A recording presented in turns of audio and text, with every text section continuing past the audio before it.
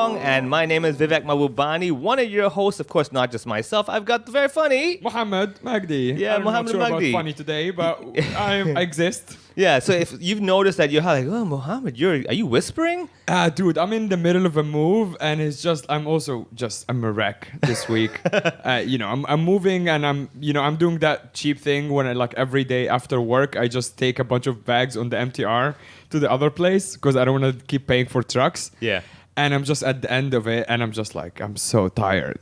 But we'll power through it. How do people find you online? They can find me online at Funny Vivek with the letter M, sometimes without, whatever. Just find me online. Just find funniest comedian in Hong Kong and the second guy. Humility is important, Mo. What about yourself? Important. I am at the other Mohammed. And I am... This is coming out on Monday. Actually, this weekend, when you're listening to this on Monday, I am headlining the backstage this weekend, August 21st. So come get tickets for that. By the time it comes out, it might be sold out. So, just try to get tickets. Yeah, we're giving everyone hope it might be sold out. So give it a try. Hey, even if you're not interested in coming to the show, go check out the poster. Just look at the poster and look at Mo's pose. Yeah. Right? And after you see that pose, realize you need to come to the show. We have a designer who is quite amazing. I've worked with him for a few years. He's in Shanghai. And I give him, that pictures from the launch show? Yeah. So it has a completely different background. Yeah. But I want it to be like a candid photo. And he's like, I work with it. And then he put this cool background. Yeah, the design and all that. I'm like, oh, wow, that looks so cool now. Yeah. Well, but yeah, come to the backstage. And also, if you didn't make it to this show, just follow the Backstage HK. We've been doing really amazing things with the shows.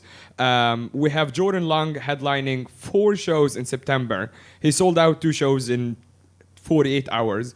And Jordan Long is quite a big deal now in Hong Kong. He's taking off. Yeah, completely. You hang out with more of the local scene than me. What is his deal? I know he's a very talented kid, but he has been really taking off. I think people appreciate his relaxed mentality. Everyone's like, finally, someone who's more tired than myself. That's why they're like, yes, I feel good about myself. This is a positive mindset. Of course, I'm not. Yeah, if you don't know Jordan, find him on Instagram. His handle is quite funny. It's called 69 Ranch, and he puts the most random stuff online. Yeah, and he also works for quite a big meme company now. I can't mention their name. Yeah. But he makes memes for a living, which is quite amazing, to be honest. But anyway, talented kid.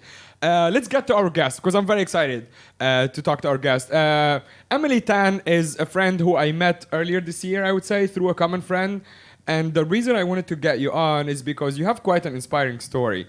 From what you do right now, because I hang out with you quite often, and I see that you are full of life and you are doing so many things. And I'm honestly jealous, and I kind of want to learn from you. How do you get this energy? Because when I got close to you, I realized you have a whole backstory of struggle, being close to death at some points. So I just want to get your full story. So Emily, thanks for coming on today. Thank you, dude. I mean, you want my full story? I'm like, how much time do you have or not have? we want the HIIT version of it, the intense one. There we go.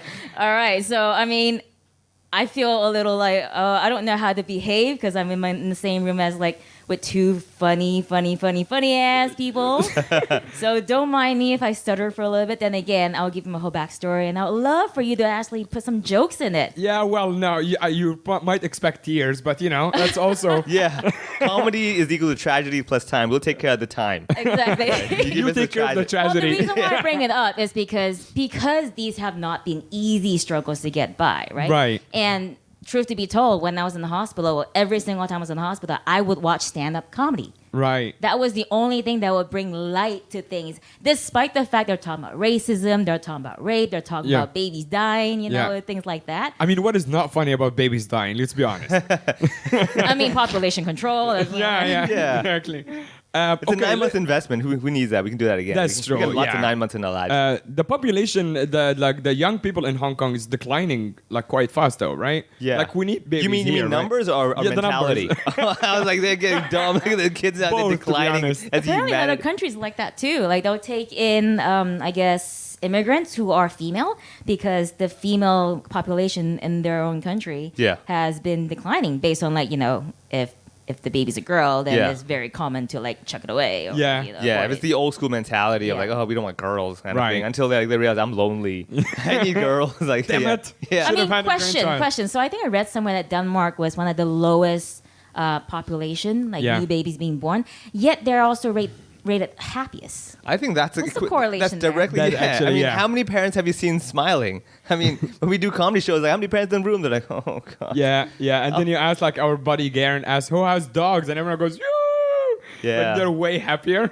The Yeah. dog owner. I have been to Denmark, and actually you're right. Like I went in summer when it was like absolutely beautiful, and I'm like, why would you not be happy? Everyone is freaking gorgeous here. There's like who needs kids? They're very good-looking people. But Just look at each other. Yeah. Oddly enough, very, very conductive to having kids, but no one doing it. Okay. Let's ask first, like, to start with now, because you also do quite a few things right now. So you are... Yeah, nothing has changed. Before cancer, after cancer, I'm still doing too much. Actually, before we get into that, can we just share a little bit? Okay, so a little backstory. The reason I'm interested in the cancer side of things as well, because I had like lymphoma cancer in 2005, so that's like 13 years ago. And I think that's kind of a very strong drive of like, I gotta live my life to the fullest. I want to do 20 things in a day, right? Do you have something similar to that? And what was the experience? And like, let our listeners hear the experience. And also, one final question before you end your story is that if you could redo your life and you could avoid the cancer happening, would you choose for it not to happen? Like for myself, I'll be honest, I would still want the cancer to happen. Like that was one of the biggest lessons I had in my life, and I'm like, because of that, a lot of good things happen as well. So oddly enough, I encourage people, I'm like, hey, if you have some time, get some cancer. It's great. It's really good motivation. Seriously, when you're almost dying, you're like, damn, I'm definitely going to the gym tomorrow. Right. Yeah. Yeah. It's so funny that you brought that up because I was training this morning. I rocked up to the gym at 5:45 this morning, and I was training. I'm thinking, man, it's such a shame that people do chase the fact that they want to shrink their bodies, but. Right. If you get a bit of cancer, that actually helps you. Yeah, right? I think you and I must be like the cancer ambassadors. We're kind of like, everybody, eat that fried rice, eat that burger, get that cancer. I can also relate to your struggles, let me tell you, because it's very hard for me to shave every few days. And it's really difficult. So yeah, we all have our own struggles. That's what I'm saying. All on the same level. Yes. When you're saying your facial hair is your cancer. Yeah, exactly. Every day your cells are just growing. I have beard cancer. It grows too fast. Exactly. Wait a minute, does that exist? Yeah. I don't know. Anyway, so tell us about the cancer experience. Like, could you, if you're okay with sharing a bit definitely. about it. Yeah. I feel like my whole cancer story has been public anyway. Okay, It's all yeah. out there, so just give us like the little Cliff Notes version of it. I guess. Yeah. Well, Cliff Note version, I'm still struggling with the have and had. I'm not sure yet. Okay. Right. So it's acute myeloid leukemia. It's one of the main four of leukemia, one of the aggressive ones.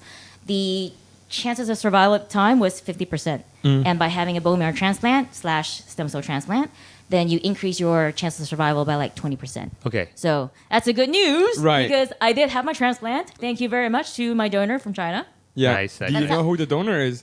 No, it's all kept anonymous. Right. But at least I know that, I'm 100% Chinese. Yeah. My brother went to get like those DNA tests and he was like, yeah, we're 99% Chinese. And I'm like, what's the 1%? Southeast Asian. Like, what does that mean? Yeah, exactly. How can you go from Chinese to Southeast Asian? Right.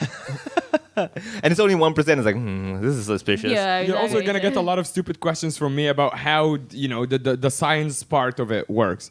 So first of all, when did you find out you had cancer? Like, how old were you? Dude, I was 32. I mean, I wasn't that young. I'm 35 now. Yeah. So I was 32, and I was flying actually from Australia to Asia to Dubai and then back to Spain. I was going back to Spain. And when my fever happened for like 4 to 5 days in a row, I So thought... the first thing, you're completely healthy. No, I wouldn't say I was completely healthy. Well, okay. Because Yes. the year before cancer happened, I was vegan. That explains everything. Yeah, Yeah, me too. okay. I wasn't Right? eating my talk about roasted eat that meat. fried rice and burger. I probably would have been better eating the fried rice and burger. I had kale every day. Oh, man. Wow. We'll get into that in a bit because Andy, the previous host on the podcast, he is a vegetarian. Yeah. And he's going to listen to this and he's going to be pissed. It's going to be, which one of my joys in life is to piss off Andy. So keep going, please. It's like religion, right? It's like Yeah. just because it doesn't resonate with you and your life and your lifestyle and your philosophy doesn't mean that somebody else is wrong. And that doesn't mean that you're No, the he right is either. totally wrong. All right. Yeah, he's very But wrong. he could be right for himself. You never know. I bet he's like eating some kale right now. It's like, what? Oh my god! Did you watch this? Eat a burger, you freaking hobo. Yeah. So the other thing about vegan, and because I'm in the health and fitness industry for a long time, people were shocked. People are like, but you eat so healthy. Like, you probably don't even have cake, do you? I'm like, yeah, I do. I have cake. I got birthdays, don't I? Yeah. Right.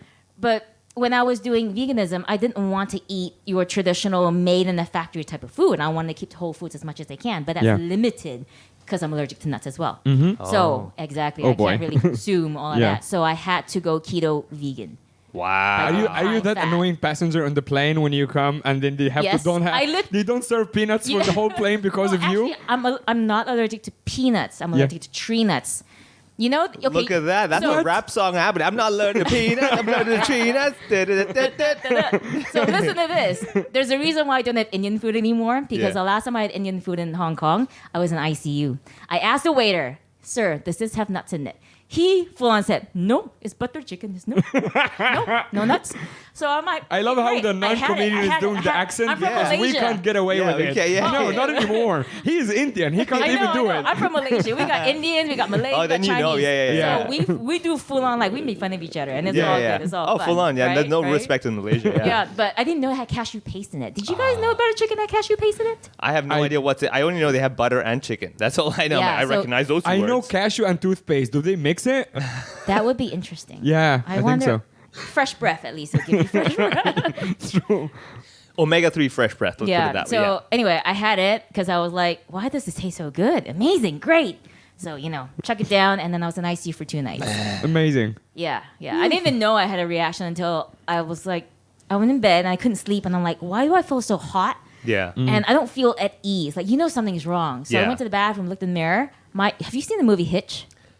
Yes. Okay, with Will Smith when he Yeah. had like a whole Ah, face ballooned yeah. up? That was me. Oh, Wow. no. Except I was starting to have trouble breathing.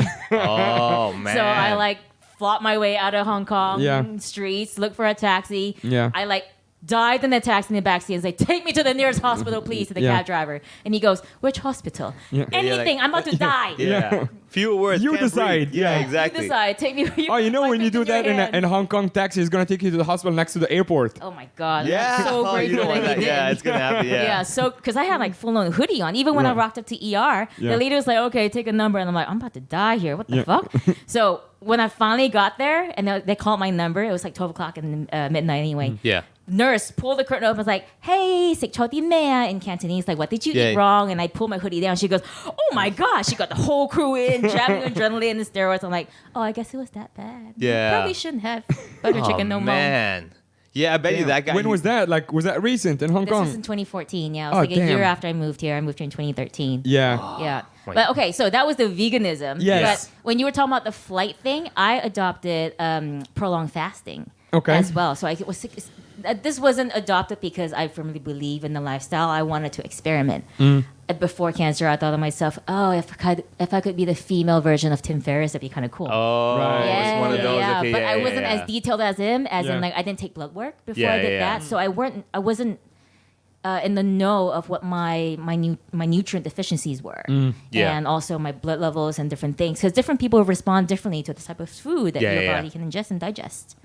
So that was the one mistake. If you are going to be experimenting, get all your data set up. Yeah. Tim Yeah. Ferriss takes it to another level, though. He's like a data freak. Yes. I listen to his podcast and stuff, and he talks a lot about his health habits and everything, and he's really investing in mushrooms and different herbs and everything he's trying to work out. So yeah, he does a little bit. He takes it to another level where it's like it's good to know, but I don't have the resources that you are clearly going through right Yeah. now.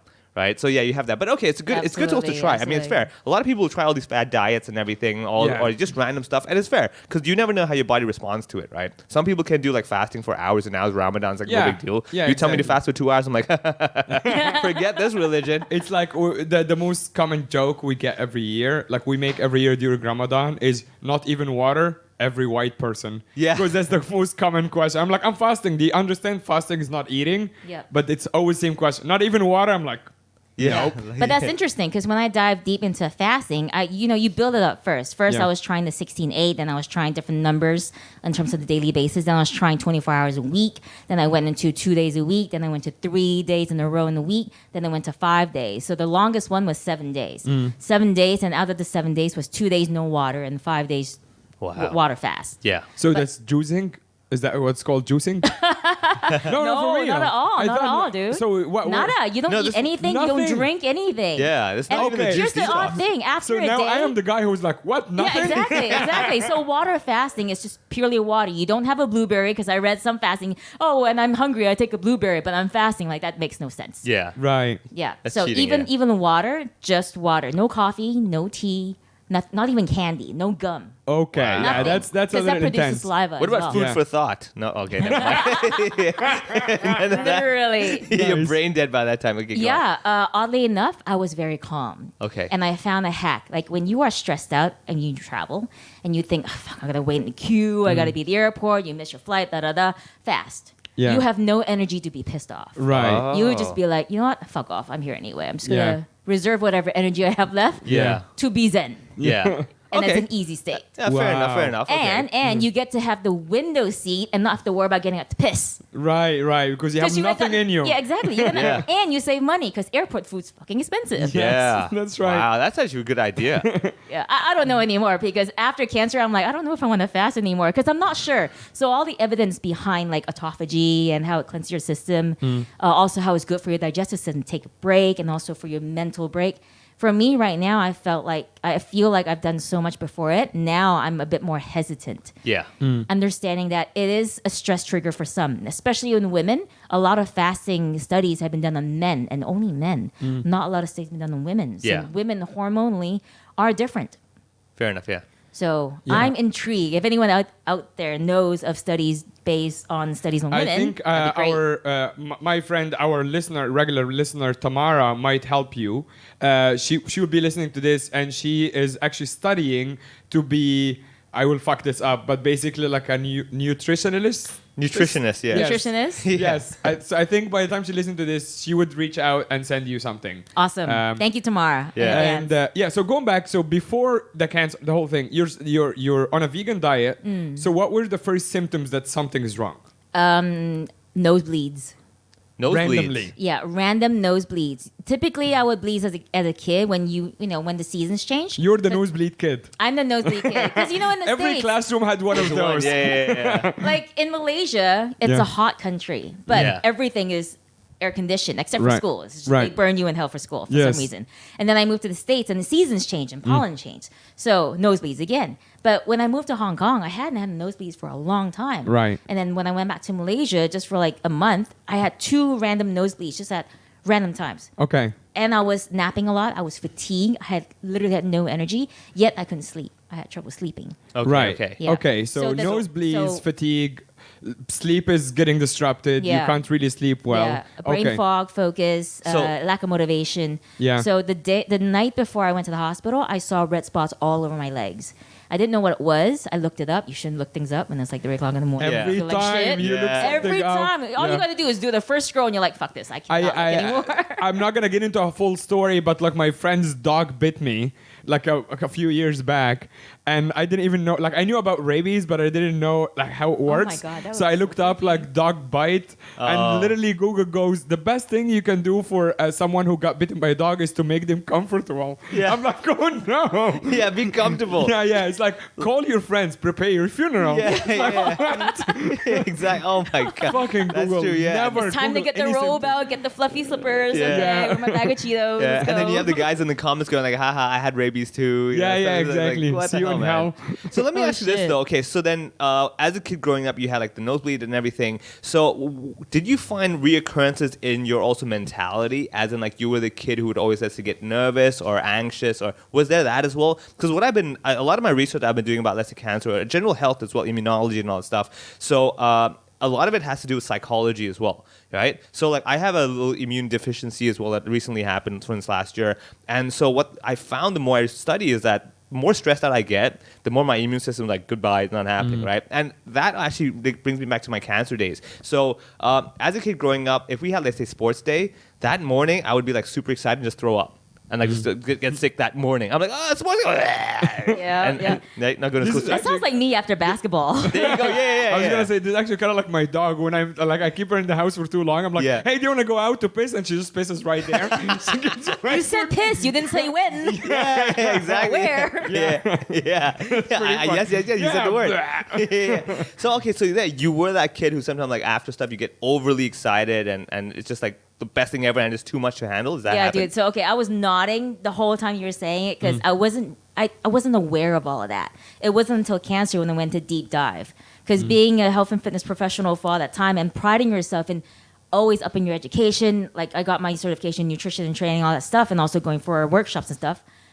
I was shocked as well in terms of like, what in the world? What the fuck did I do wrong? Yeah. But one thing I never paid attention to was my mental health. Yeah. Right. All the psychology of things. Like, I was the person who goes, oh, self-help book, let me check that back on the shelf. I don't need that shit. Right. Yeah, You I'm know, healthy. Tony Robbins, good. whatever. I don't need no Tony Robbins. Yeah, I got it covered, you know? Yeah. What, raped when I was like a kid? I got pregnant. I got an abortion. Right. You know what? That's fine. I dealt with it. I shoved it to the side. Get Right. assaulted by 5 guys and not being able to get my car out. Yeah, you know what? That's okay. It's not traumatizing at all. Yeah, yeah. All Right. that stuff, right? So you're just like putting things in the Exactly. Yeah. I got really good at suppressing shit.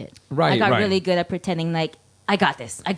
Which But is actually it takes kind so of much fun. strength. Yeah, but it's also like it's something that like you had to deal with, and it's something that guys by default are conditioned to do, That's which what is I really noticed. fucked. Yeah. Yeah. Guys like Yeah. deal with like obviously not necessarily the same experiences, but like something happens, you're like, I'm a dude. This is not gonna affect me. Yeah, I'm And then fine, it comes yeah. back to you when you're like 55 and you just take it out on a random person. That's Yeah. how you end up killing random people because you've had like Absolutely. 30 years Absolutely. of just shuffling, like bottling things up. And then it just comes out somehow. So it's actually good to kind of like, all right, I need to take inventory of what the fuck is going on in my head You right got to now. take ownership of it. I mean, Yeah. when they say patriarchy is shit, yeah, patriarchy is shit because men suffer from patriarchy as well. Yeah, And yeah. all of that goes into why is this stoic persona so idealized and so idolized? Why is this so aspired and desired? Yeah. People just want to appear strong, but it takes true strength to show that you are human Yeah. and that you do have emotions and feelings. And how can you own it? That's true strength to me. That's Yeah. true courage to Yeah. me. And funny that you bring this up because it's because I've been through all of that now I'm even more of an advocate for men's mental health. Yeah. And when I Right. talk about men's mental health, I don't imply that you have any illness or disease. Right. It's more of a dis-ease Yeah. in being honest. Right. Yeah. If you're tired, be fucking honest. Yeah. If you want to go home and cuddle with your kids, be fucking honest about it. Right, You right. don't gotta make up some lies. If If you want to go home and spoon your wife, be honest. Yeah. If Right. you want to go and spoon his wife, be honest. I mean, like, I don't know about being honest there. You might lose a buddy. Yeah, because like I think that's a recent trend as well nowadays. Like for example, a lot of NGOs and different organizations are working on mental well-being, especially for kids. So I work with Kelly Support, and they're really big on mental Excellent well-being, group. right? So same thing is that what I've noticed that now the world's trend is changing towards like not so much like eat healthy, exercise, but it's also like how are you feeling, because that's something you can't see, right? And that's an issue. Even like you said, you did not realize yourself as well. And same with myself is that. After a while, you read enough like motivation books and everything. Like, come on, you can power through it. You can do it, right? And you're like, yeah, I can do it. And then you don't realize that actually that has a negative consequence where you only have so much reserves you can use at one go. So, for example, let's say we do comedy, right? Well, let's say we do a show back to back at night, let's say an hour each, and then the next day you're just like dead.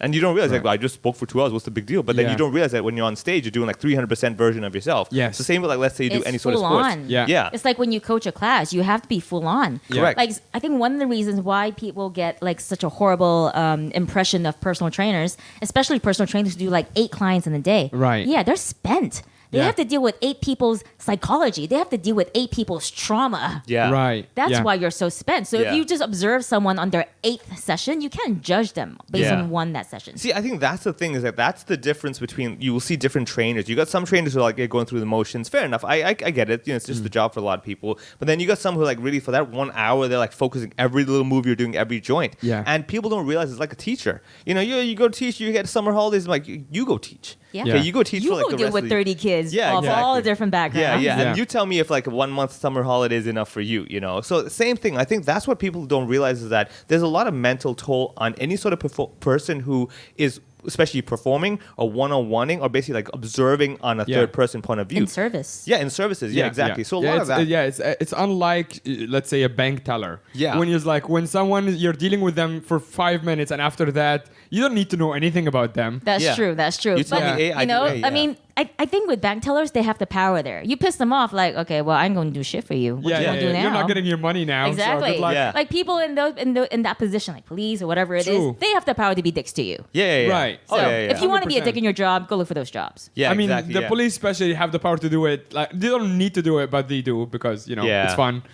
Yeah, this is what, I mean, like you're talking to two guys who clearly have exactly. the best experiences. You tapped the whole I'm just standing there. Then today they're like, yeah, today's my day. Let's go up to this guy. I didn't tell you. Like I was like I have a joke in my act about how I'm here to be white, quote unquote, because I never got stopped in Hong Kong, and I think maybe someone have seen they said that the guy. show, and then they literally just stopped me. They obviously not from the show, but I got stopped the first time in 2 years. Oh shit! And I'm like, I flipped out. Be careful of what you ask for. I'm like, I'm pointing up my face. I'm like, come on, white guy, this is the wrong. Why would you? Like, hello. What is wrong with you? Did they not train you? You had different profiles. Exactly, Ignore. No, I pulled a picture of you. I'm like, that's who you want to stop. They're like, oh. Yeah.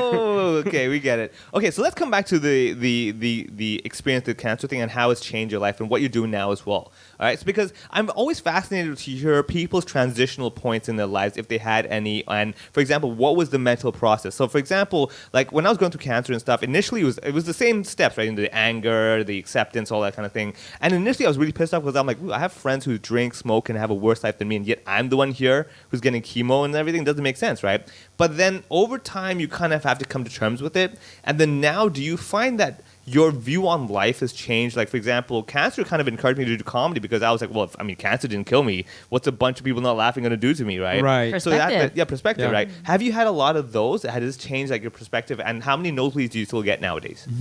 Okay, there's a lot of questions there, so let's go back to the one thing. In terms of the sequence of those emotions, I didn't experience those. Okay. Yeah, actually, when I first heard about leukemia, my first thought was, that sounds familiar. What is that? Something kids get? Let me look it up. Okay, that was legit my response. Yeah. And then when I found it, I'm like, blood cancer. Oh, okay. Let me text a whole bunch of people and tell them I cannot make it to this workshop. I cannot make it to this. Yeah. So I had to do the logistics first. So that put me in like my thinking part, my rational part. Right. I wasn't really tapping into my emotions just yet. Okay. Within 2 days of being diagnosed, I was administered chemo. Yeah. So if anything, I didn't really have time to process and emotion process. Same. 2 days. So, because your case was acute. No, mine's a case. So with mine is acute, and when they checked me into ER, I was in critical condition. I didn't know that. Oh. Yeah. Okay, My platelets were really low. Apparently, if I was gonna say like low, this is also when I want to like slow down a bit because I want to try to get to how you're feeling and when was the moment when you just kind of like collapsed if there was any. There wasn't a collapse. It was more of, wow, I need to drag the suitcase up 2 flights of stairs. I took half an hour. Okay. It was that kind of energy because level. I'm trying really to think like if someone, God forbid, if someone is going through something similar, when do they need to be like, fuck, something is wrong? Because everyone, especially in a busy city, everyone is kind of tired all the time. Yeah. Correct. When do you know like, okay, something is wrong? It's hard. Yeah. So looking back now, I think if I had the practice of meditation and body scan more frequently and more in tune, I probably would have picked it up. I was only doing meditation to go to sleep, so I wasn't really in tune with that. I played a nap, okay, whatever, I did it. Right? But now sitting in silence and doing a body scan has been so beneficial for me. Because when I start to feel tightness, and I think a lot of people in Hong Kong have that tightness in their chest. Yeah. There are a lot of anger, there are a lot of frustration that people don't want to say out and speak out, especially now that we're a mask-wearing nation. Yeah. It's even more so that actually it might be easier. You might be just going around saying, fuck off, fuck off, fuck off. Oh, yeah, dude. Yeah. Oh, I love it's so good. Dude, yeah. Me too. I'm talking to myself under my mask all the time. Yeah. Like, this guy's an idiot. Yeah. Honestly, it's great though. You just like let out some of the anger. Yeah. And But the mask is, Exactly. Speaking of anger didn't hit me until like 3 months later. Really? 3 months later. How long was your the chemo process for? I had 5 rounds of chemo. Every how often? 1 week. Oh, So my first round, 5 weeks. Okay, my first round of chemo was 2 different types of chemo for 7 days. I was on a 24-hour drip. So you go to the bathroom, you bring your chemo with you, kind of situation, and then you have to recover for like 3 to 6 weeks, depending on your platelets and how your neutrophil count goes. When you're well enough, you can take chemo again. Isn't that the irony of it? You need to get well to get chemo. Yeah. You need to get well from chemo to get more chemo. Yeah, exactly. Wow. So this is the irony of chemotherapy. So The side effect of chemo is cancer. Yeah. What the fuck? It's the weirdest thing, man. So chemotherapy, in case you don't know, real concise thing is that it's basically like poison for your body, and you're kind of committing semi-suicide in a way. Except that what you're trying to do is that you're trying to poison everything, and hopefully the cancer cells can't survive, but you can. Right. So this is different from targeted therapy. targeted therapy is a little different, but Yeah. different cancer allows targeted therapy and immunotherapy. Yeah, correct. So with leukemia, with blood, because like lymphoma as well as like full body. So you go have for the the full full- body thing. So that's what it is. Like your whole body's getting attacked. So pretty much. So I'm sure you went the process like when the first day is like, oh, this terrible, throwing up, whatever. I'm sure you had stuff like that, or just basically feeling terrible. It was more of like weeks actually. The first week, I thought, okay, I can do this. By the 5th day, I'm like, wow, this pain came out of nowhere. Yeah. So And it's what I'm different saying, for everyone, so right? every day. So okay, I'll give you a quick recap from mine. Was every 3 weeks, six shots of chemotherapy, and so for the first 10 days, it's just getting worse. Like every day is just getting worse and worse, right? By the 10th day, you're like, dude, I feel miserable. I don't want to wake up and everything. And then you kind of pick up again, right? And like you said, you got to get better to get the next chemo. So like, let's say day 20, you're like, I'm feeling all right. 90%, I'm pretty good. And you know, day 21, you're like, let's do this again, man. All over again. Actually, each round of chemo was okay. The first round was really bad. Everyone after that was good until I hit my bone marrow transplant chemo. That chemo is different. Yeah. So all the other chemotherapy, the drugs they use and the dosage they give you is not enough to kill you, but just enough to like suppress the shit out of you. Right. Yeah. The one for transplant is where they kill you Yeah. because they need you to pretty much they need all the cells to go, and then they transfuse you with a donor cell. So I asked the doctor, like, what happens if the donor kind of pulled out, and what happens to the bag of blood on the way from China to here? What happens if that doesn't come in time? And he goes, we try not to think about that. Yeah. You're like, okay. I'm thinking about it. Yeah. I'm like, there must be some plan B, contingency plan here, right? Yeah. No, nothing. Just pray and hope. Okay, fine. Like, while you're talking to him, he's checking on Taobao very quickly. He's like, yeah, we have a solution. Yeah. Don't worry about it. DHL that says it's on its way, might be delayed with the delivery guy. And it turns out they couldn't send it over because there was no caretaker downstairs to open the door for the delivery. Oh my god, dude! But I mean, talk about anxiety. That's when I realized, wow, I must have been really an anxious kid, but I never realized how anxious I was. Yeah. Because laying on a hospital bed and you're like 7 day in of this highly toxic chemo that's gonna kill you, and you're thinking, will I get here? Will I get here? Will I get here? Please don't get in the car accident. Please don't get in the car accident. Yeah. Please get on the plane. Please don't miss the flight. All that shit. Yeah, and that's a perfect example of like basically like just burning the engine. In other words, like if you read a lot of mental health books, what they say is like sometimes when you worry too much, you can't do anything with it, but you can avoid but it, right? you manifest shit too when you think too much about exactly, shit. yeah, because you're like, oh, it's not gonna happen. It's not gonna happen, and then it ends up like not happening because you're like, it's not happening. It's not happening. No, I'm screwed. And your body's like, it's not happening. Okay, well then screw it. Let's reject everything then.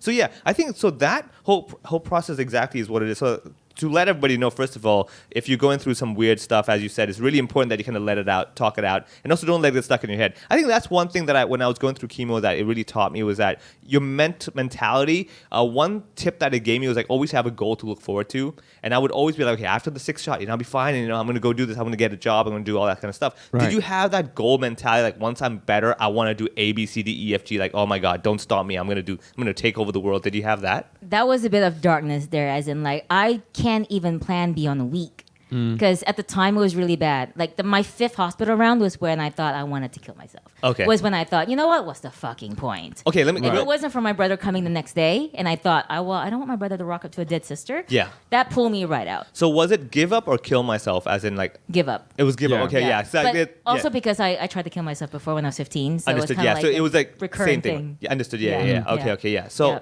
But I don't want to end on that. The reason why I brought it up is because it was rough. Yeah. Right? Is it the pain or is it more like the everything. fatigue of The whole everything? process. It's everything. Yeah, okay. So chemotherapy works differently from different people and different Yeah, types of cancer as well. So I think when you're younger, you tend to have more, I guess, ability to withstand Recover. it and that Definitely. too. But I was already in my 30s, so I don't know if that's considered young. Even the doctor's like, oh, you're still young, whatever. So my pain typically happens in the gut. And that's when I know I got gut issues as well. Yeah. All my pain were always in the gut. From every single chemo round is always in the gut. And I would need morphine because it was so bad that it taxes your system. Can you imagine now you have a tummy ache from and food poisoning or whatsoever, right? Yeah. And you're walking around, you're trying to do normal shit. You're trying to Right. get groceries, you're trying to go to the bathroom, and Yeah. you can't. You're just in pain. Yeah. Right. You have no energy to talk to your wife or to your girlfriend, to your boyfriend. You have no energy to do any of that shit. Yeah. You can't even go on Instagram because Yeah. you're just too much in pain. You're just like everything in your body is focused on the pain exactly. and the See, one when I part. talk about it, my body curled up into that same position when I was. Right. Yeah. And the thing is, the more I read them to Joe Dispenza, I think you're familiar with Dr. Joe Dispenza as well. You sound like you've been on your own health journey there. And a lot of like Dr. Gabor Mate and how our trauma and our childhood all manifest in our body and how that expresses. So for me, I understood that the more I suppress all of this shit, the more the body is going to realize, well, I have no outlet, so I'm going to make something in here. Yeah. Right. If putting in layman terms. Yeah. It's like scraping the table, like I get hurt or something like that. Yeah, same deal. Yeah. So let's switch it up to a little bit more positive things. Like we were talking about nothing but like, oh my we were god. talking about mini goals, right? So my Yeah. mini goals were, okay, today if I want to get 2,000 steps in the hospital room, let's do it. Right. Yeah, so Hong Kong hospital room was really small. It was literally like this. Yeah, This yeah. is my lab, Exactly, and yeah. get 2,000 steps. Yeah. Good. Today was good. And then the second day, you'd be like, let's see if I can get 2,500 steps. It's just setting these little mini goals. Right. Yeah. And it goes down to movement, because movement is really important to me. And then food and stuff like that. Now, let's fast forward out of the hospital. Out of hospital, it's also quite daunting to think, what am I going to do next year? What if relapse happen? Yes. Like, these are recurring thoughts, unfortunately. And as much as I try to not think about them, the harder I try is like, don't think about the pink elephant. Okay, Yeah, great. yeah. So now I'm going to think about it. Yeah. Instead, I decided, okay, I'm just going to focus on opening my heart and really dive deep into psychology and emotional wellness and stuff. So my podcast called Tackling Minds was actually born out of this goal setting Yeah. and reliving with purpose. And everything that you do now, does it align with your purpose? Right. So yeah, tell us a little bit more about your podcast. Tell the listeners what kind of guests do you have? What do you talk about? Just tell us a little bit about it. Season 1 was all about resilience. Okay. And how resilience is cultivated through different things. Everyone with different background, you cultivated resilience your own way, and it's all based on where you grew up, how you were raised, your families, your friends, how you interacted with other people, what kind of life events you accumulated as well. How daring were you? If you're a shy person and you always want to be cautious, then chances are you don't expose yourself to many things to even build resiliency on. You don't give yourself the opportunities. Yeah. Right. So the more you say yes to shit, chances are the tougher you are. yeah. Okay, that makes sense. Are you on a break now, or you said season 1? Is it like so season 1 is all of that, and the people I interview were all from different backgrounds as well. Right. Business, fitness, health. I mean, largely on health and fitness, but just parkour, different things. On season 2, I decided to dedicate it to men and men's mental health. Okay. So the topics are going to be around fatherhood, male friendships, Yeah. dating, relationships, sex, intimacy, Yeah. violence, things like that. That's great. When can we expect it? I'm is currently it in the works filming. now? Once my little Zoom truck that Vivek's using right now, Yeah. once Oh, it nice. recovers, Okay. because I got some water in it, stupid me.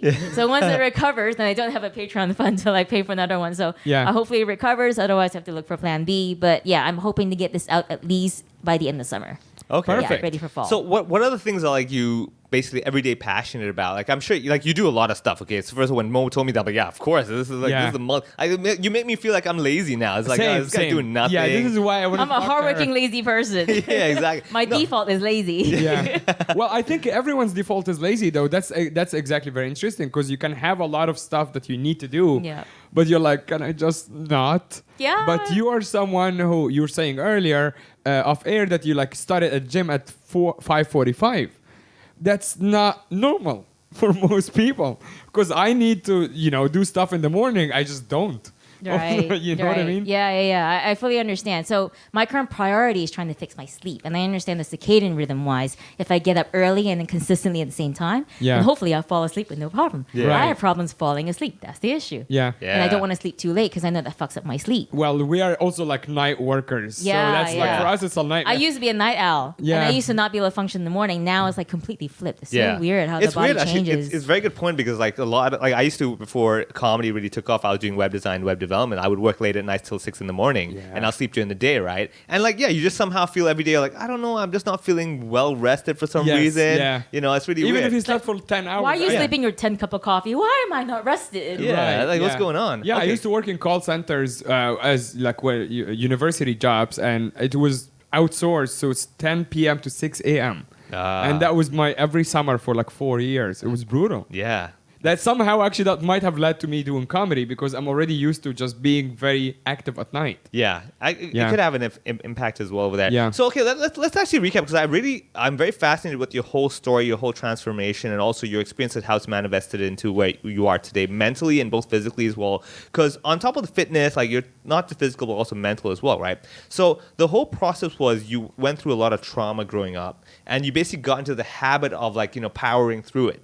right? So I'm sure a lot of people have their own issues. We're not trying to compare, like, oh, have you had this? Well, that's nothing, right? Exactly. But everyone's it's not trying to about power through comparison. it. It's Exactly, valid. yeah. And I think that's an issue a lot of people have. Like, well, my issue is a small thing. What am I complaining about, right? And which is why I'm not the type of person saying, well, look at her. She's done this. What's your complaint about? But it's more like, okay, that's your issue. That's your 100% issue that you're dealing with. How can you face it and make it better and solve it? So one thing I've learned, and I'm learning from appreciating your whole story, is that you're no longer trying to basically get stronger just to deal with these issues, but you're learning how to actually basically tend to them. As in, like, have these issues, I got to deal with, not to get stronger to fight them, but more like to how to deal with them.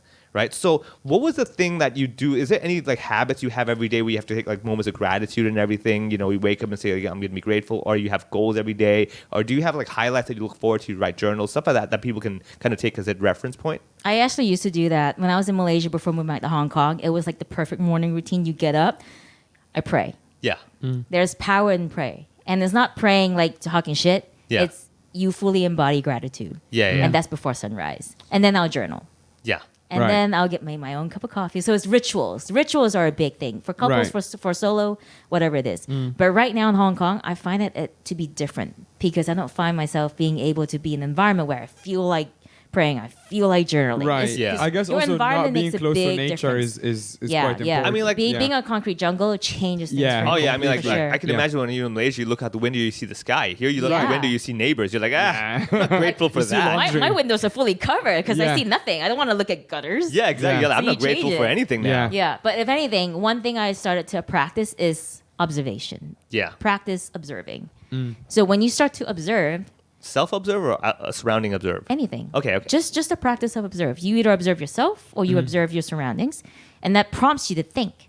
And when you think and when you wonder, you get curious. So wait, you're talking about conscious observation as you take, like, let's say 5-10 minutes of, like, I'm just going to quietly observe and notice things. That's what you're talking about? No, it's more of like injecting in any part. So for example, in the morning when I come here, I look down Wellington Street for a bit because the gym that I work is on Wellington Street, Limitless. Yeah. I'll look down the street for a bit. I'm like, wow. You look how dirty the street is. You look at how wet it is. You look at where did the rain fall. You kind of take in your full surroundings. Mindfulness. Mindfulness. Yeah. Okay. But it's not like I stop dead in the street for like 5 minutes going, all that. As I walk, I'm observing. So fast forward 12 o'clock, I'm in MTR. I'm like, okay. You observe people's shoes and you wonder where they went today. What did they step in? Were they in a rush? Do they have money for shoes? Because this shoe is really old. You know, shit like that. Okay. It's because of these thoughts that promotes the practice of curiosity, staying curious. People want to say, oh, you know what? I'm just doing my job. I'm just going to get the bills paid and that's it. Right. Well, okay, you are pretty much your own slave now because you're doing things to appease, I don't know, appease what. But why are kids so happy? They are curious. So if we stop playing and we stop being curious, I would think that we die before our death. Right. Okay. Well, it has a lot of similarities to even comedy as well. I mean, one of our aspects is also observation, curiosity, and challenging the norms as well. Not challenging as a negative way, but more kind of like, why is this normal? Why is that not normal?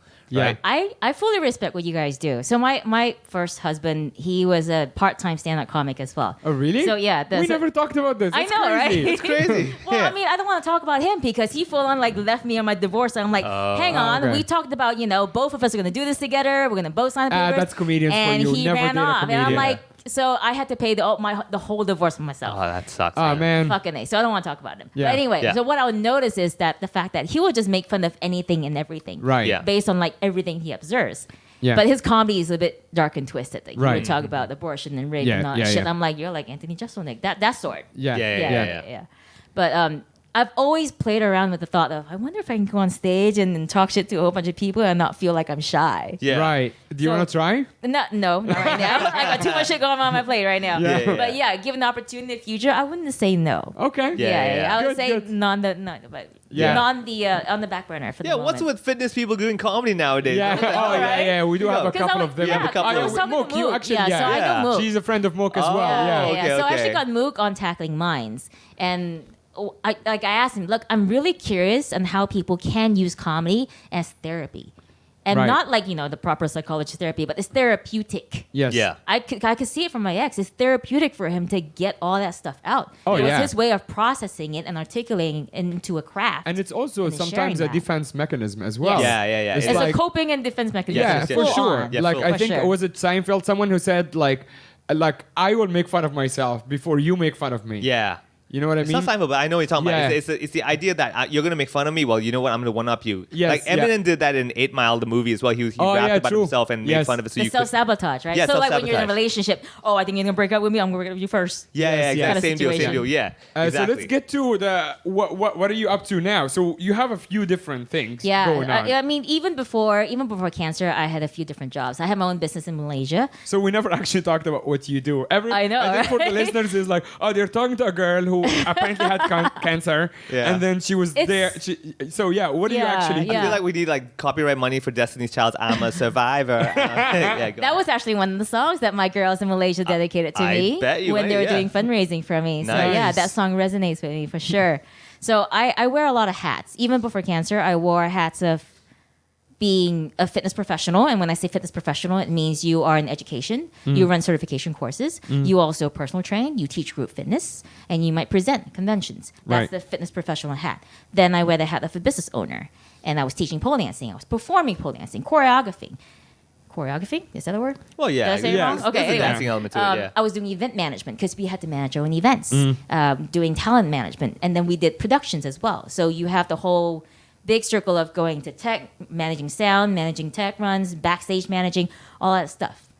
So that was all that. And then we go into the martial arts part where I don't want to teach it. People are like, wait, you want to teach this? No, I don't want to teach this. But you're a I big want fan, to though. enjoy it. Yeah. Yeah. So the first martial arts I learned was capoeira. Oh, okay. Yeah, and people are like, "Oh, was Kung Fu the first thing?" No, I mean, I would love to learn Kung Fu more. Yeah, It's yeah, in yeah. Hong Kong, but for some reason, being in Hong Kong, I have not touched Kung Fu as much as I Yeah. like to. But martial arts actually taught me throughout life that is empowering. If you want to talk about cultivating resilience and building grit, martial arts is an opportunity for you to practice those skills and practice to be observant of yourself and your ego, as well as your partner, the person you're sparring with, and your environment. Martial arts teach people so much and empowers women as well. I mean, I think that's the thing with any sort of performance art, like martial arts, comedy, and all that stuff. There's a lot of the mental side of it as well. Like I'm a big fan of Bruce Lee, and he talks a lot about the psychology of what he used to do as before. And I can fight. Number one, I can fight. I can encourage people to fight. I can do that. Yeah, but I can't and do then it you make myself. jokes about it. And then I make jokes about it. Yeah. Have you been in a street fight before? Because you never know if you can fight until you're in the street Me fight. in a street fight, I Cage probably was- fighting and fighting in the academy and street fighting is all different. Oh no! Yeah. I'm the guy. I'm the ring announcer guy who be like, "All right, you and you fight." And I'm sitting in the back like, "This He's is good." Bruce Buffer, basically. Yeah. All right. Wait, Yeah. hang on. Which one do you host for? So I host for it was Impact and Just MMA. I used to do a lot of their fights as well. okay, Yeah. cool, So for cool, them as well. cool. But I mean, every now and then. Right. So and also the Muay Thai fights every now and then to get me. But the idea is, I'm just like, yeah, I love this stuff as long as I'm not the one in the shorts trying fighting. I'm like, no, I'm good. I Put me in encourage the it. suit. I do the suit. Yeah, I'll do that. After that, I He's will the suit announce guy. who was better, but I Yeah. will not be the one who has to be better. Yeah, I can't take that. Okay, so the final thing I'm really curious about is that the mental journey, the physical journey, and what you're doing now. Are there moments where you still doubt yourself and what you're doing as like, maybe I shouldn't be doing this anymore, maybe it's time to stop this? All the time, dude. Ah, Oh, okay. no. Now, I don't want to put that in a negative field or energy. The reason why I say that is because imposter syndrome, I think all of us have some level of imposter syndrome. Sure. It all comes down to how you manage it. Do you acknowledge it? And do you know how to mitigate it and use it to your advantage instead of letting it overpower you? Make it your bitch. Yeah, Right. Yeah. You're not its bitch. Yeah. So in terms of imposter syndrome, I think it comes down to am I still healthy? Am I good enough for this? Like, is my health going to be an issue?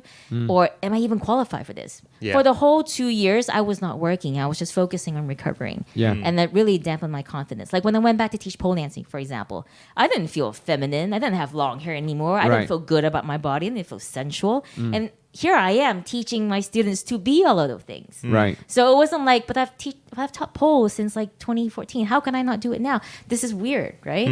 So, yeah, on every day there's some level of that you gotta battle with. But the more I push it aside, the more I realize there I am again pushing it to a side. I need to embrace it and then make it work. Wow. Amazing. That is intensely good and really, really applicable to everyone. So basically, real simple is that self-reflect. Be honest with yourself and self-reflect, but don't forget there are people around you, and people are affected by what you do and what you say. Thank you so much for coming on, Emily. How do people find you online? Where do we follow your adventures and activities and all of that? Dude, I'm probably overactive on Instagram, so you can find me on Instagram at the Emily Tan. My podcast is at Tackling Minds, and I do have a sex positivity and intimacy education account at The Lush as Lola. So just go on my main page and you'll find it. Amazing. I'm going to put all of these in the descriptions of the episode, so you guys just check out the description.